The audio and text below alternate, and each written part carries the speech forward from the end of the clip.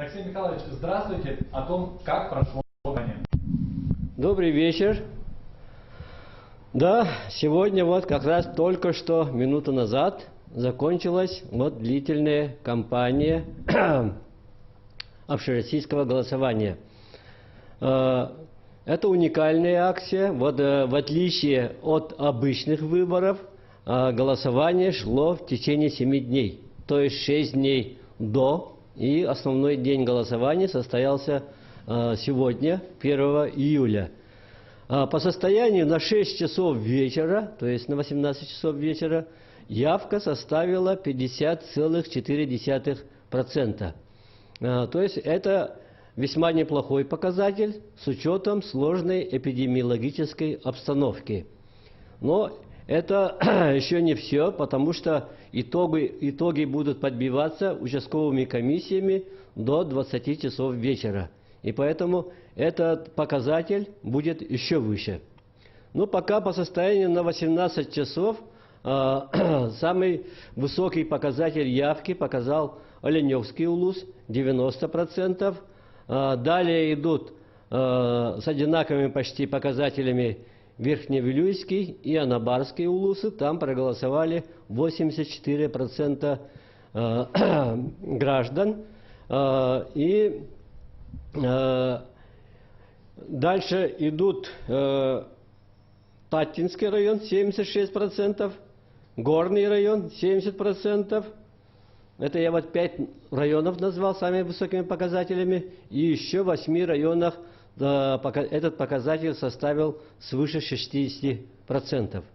Вообще, вот на этой кампании всего действовало 820 участковых избирательных комиссий. Из них 791 постоянно действующая участковая избирательная комиссия и плюс 29 временных. Никогда раньше у нас такого не было, чтобы такое количество временных участков было создано, и это вызвано заботой о здоровье граждан и наших членов участковых избирательных комиссий, и поэтому было создано именно вот такое большое количество 29 временных участковых избирательных комиссий. Вообще, видеонаблюдение применялось только в столице республики. Это 117 все участков были охвачены видеонаблюдением. 100% применялась технология QR-кодирования протоколов. Что еще можно сказать? В общем, досрочно же проголосовали более 13 тысяч избирателей. Спасибо. Спасибо большое.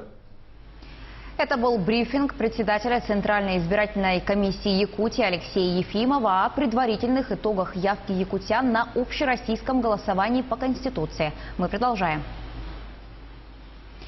За 6 дней проведения общероссийского голосования не зафиксировано ни одного нарушения, которое бы требовало рассмотрения на уровне Центр избиркома.